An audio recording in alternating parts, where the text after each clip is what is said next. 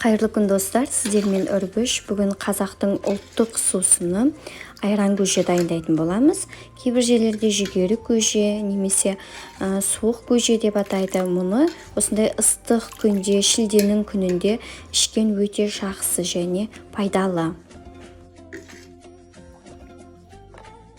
Бізге керегі көже үшін ақ жүгері, сары жүгері, бидай қажет. Кейбір жерлерде күріш қосады, тарымен істейді, тағы да перловкамен істейді. Әркімнің қалауы бойынша мен сіздерге қазір осы үшеуінен де қосып істеп көрсетемін. Негізінде жекелей де істеуге болады. Міне, бұларды базардан алдық. Базардан алсаңыздар болады. Екі уыстап салып жатырмын, көп қылып істеймін. Ал егерде сіздер аз істеймін, 5 литр, 4 литр істеймін десеңіздер, әрқайсысынан бір уыс алсаңыздар жетеді. Дайындайын деп жатқан салқын көжемізге құрт та қажет болады, айранмен қоса.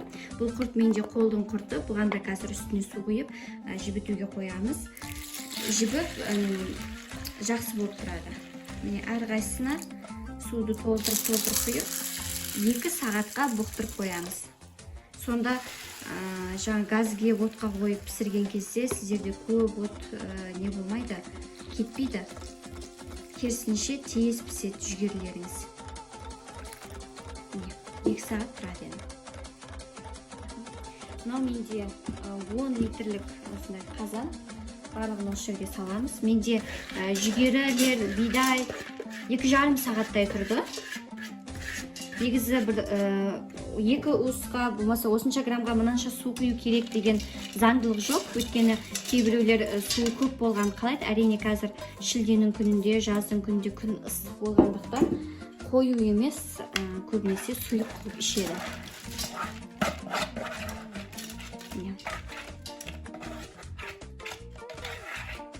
Барлығын бірге салып, үстіне толтырып су құйып отқа қоямыз. Міне суды құйдық. Енді осының үстіне тұзды саламыз. Тұзды осылай салып қойсаңыздар, тұзды да едіп, жүгеріге, бидайға сіңімді болып тұрады.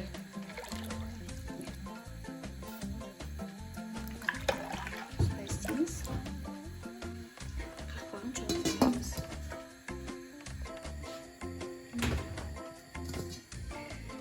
Қайнап шығып жатыр.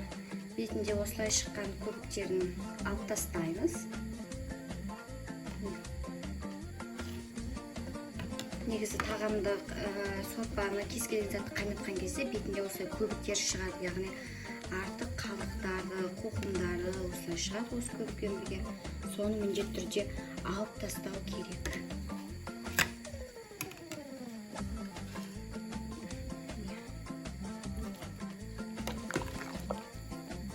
Енді осылай, қазір менде оттың асты қатты болып тұр ғой, жанып тұр.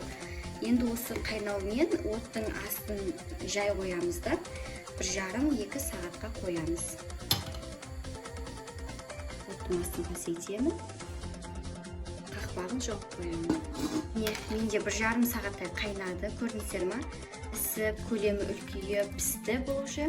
Енді бұның астын оттан өшіреміз де, толықтай суығанын күтеміз, суытуға қоямыз. Көжеміз толықтай суыды. Қараңыздар, қойы болып тұр. Енді осының үстіне айранды қосамыз. Менде бұл дүкеннің айраны, сондықтан осындай елгезектен өткізіп құямын. Сонда анау айран көженің ішінде іртік болып жүрмейді. Бірден айранның өзін осылай қосып жіберетін болсаңыздар, көженің ішінде іртік болып жүреді айран. Сондықтан осылай майдалай өткізіп алған дұрыс. Елгезектен өткізіп алған дұрыс.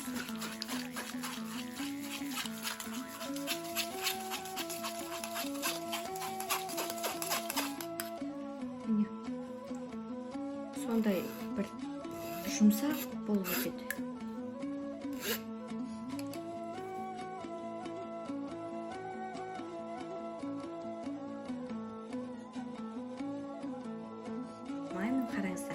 Қараңыздар қалай әдемі түсіп тұр. Ал енді мынау біздің жаңағы күндізгүні жібітіп қойған құртымыз. Біздің көжеміз толықтай дайын. Мұны холодильникте сақтайсыз және салқындатып ішесіз. Сіздермен бірге болған Үрбіш Әмір. Егер де видео рецепт ұнаған болса, лайк басып, пікір қалдыруды ұмытпаңыздар.